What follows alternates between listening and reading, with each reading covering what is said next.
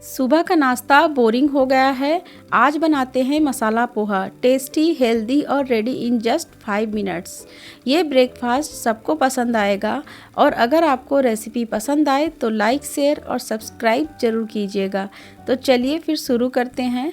आसान और tasty recipe मसाला पोहा बनाने के लिए सबसे पहले मैंने यहाँ पर ले लिया है 2 कटोरी पोहा, जिसे हम चूड़ा भी कहते हैं। और इसके बाद हम इसमें अच्छे से 2 से 3 ग्लास पानी डाल करके पहले धो लेंगे। चूड़ा को धोना बहुत ज़रूरी होता है क्योंकि चूड़े के ऊपर जो डस्ट होता है ना, वो हमारे लिए सही नहीं होता है।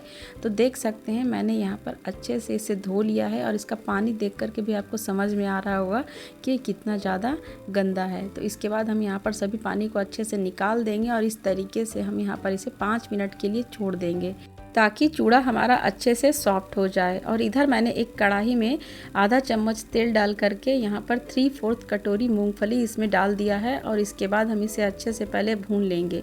मूंगफली हमेशा लो फ्लेम पे ही भूनिएगा ताकि वो अच्छे से अंदर तक भुन जाए और बाहर से वो जले भी ना।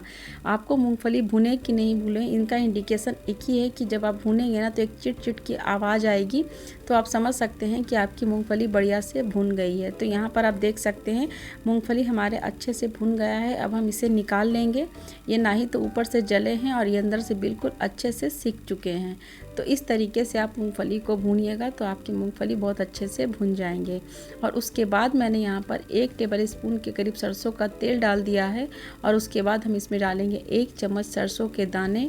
और ये दाने जब अच्छे से चटक जाए तब हम इसमें ऐड कर देंगे 3 से 4 बारीक कटा हुआ हरा मिर्च, थोड़े से करी पत्ते और साथ में हम इसमें डालेंगे 1 प्याज, जिसे मैंने इस तरीके से स्लाइस करके ले लिया है। इसे हम अच्छे से थोड़ी देर के लिए भून लेंगे।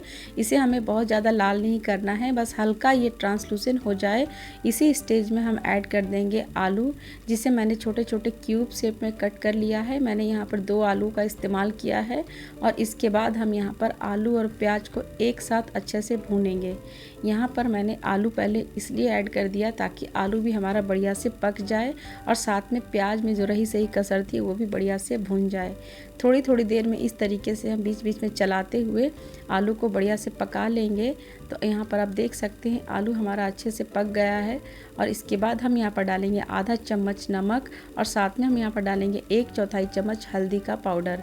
और इसके बाद हम इसे अच्छे से थोड़ी देर के लिए 1 से 2 मिनट फिर से भूनेंगे। और साथ में हम यहाँ पर डाल देंगे 1 टमाटर और इसे भी हम अच्छे से थोड़ी देर के लिए भून लेंगे। थोड़ी देर भूनते भूनते ही टमाटर हमारा जल्दी से सॉफ्ट हो जाता है और हमारी सारी सब्जियां भी देख सकते हैं अच्छे से भुन गई हैं। और इधर मैंने जो चूड़ा को रखा था ये अच्छे से सॉफ्ट हो गए हैं, आप यहाँ पर देख सकते हैं।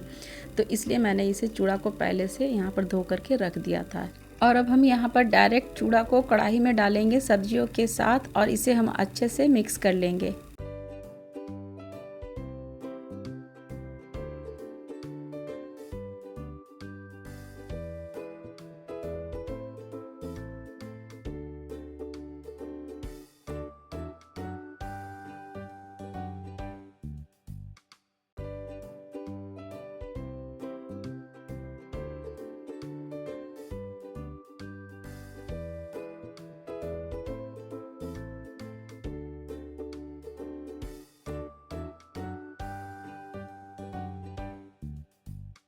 सब्जियों के साथ चूड़ा यहाँ पर देख सकते हैं मैंने बढ़िया से मिक्स कर लिया है। और इसके बाद हम इसमें डालेंगे नमक स्वाद के अनुसार।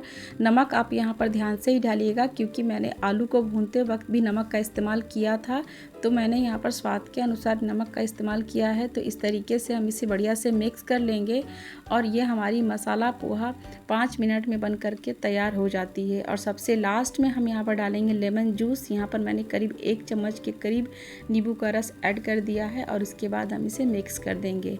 नींबू का रस डालने के बाद आप इसे बहुत ज़्यादा मत भूनिएगा, हल्का सा इसे मिक्स कर लीजिएगा और गैस का फ्लेम को बंद कर दीजिएगा। तो देख सकते हैं हमारी 5 मिनट में हेल्दी मसाला पोहा की रेसिपी बन करके तैयार हो गई है। और ये बनाना जितना आसान लग रहा है ना फ्रेंड्स, उससे ज़्यादा ये खाने में टेस्टी लगता है। और ये आप बच्चों के ब्रेकफास्ट में दे सकते हैं या फिर इवनिंग स्नैक्स के रूप में भी बच्चों को दे सकते हैं। तो चलिए इसकी एक बढ़िया से हम प्लेटिंग कर लेते हैं। तो मैंने यहाँ पर एक प्लेट में पोहे को इस तरह से निकाल लिया है और इसके ऊपर मैंने भुने हुए पीनट्स को इस तरीके से गार्निश कर दिया है और साथ में मैंने यहाँ पर एक लेमन और एक हरी मिर्च को रख दिया है। तो लीजिए हमारी एक बढ़िया सी प्लेट तैयार हो गई है ब्रेकफास्ट की। तो इस तरीके से आप इस रेसिपी को ट्राई कीजिएगा और रेसिपी बनाने के बाद अगर आपको मेरी रेसिपी पसंद आई तो रेसिपी को लाइक और अपने फ्रेंड्स एंड फैमिली को शेयर ज़रूर कर दीजिएगा। और अभी तक आपने अपने चैनल रिंकू किचन्स को सब्सक्राइब नहीं किया है तो प्लीज़ चैनल को सब्सक्राइब करके बेल आइकन को प्रेस ज़रूर कर दीजिएगा। मैं रिंकू मिलती हूँ एक ऐसी ही आसान सी रेसिपी के साथ। तब तक के लिए thanks for watching. Take care, bye bye.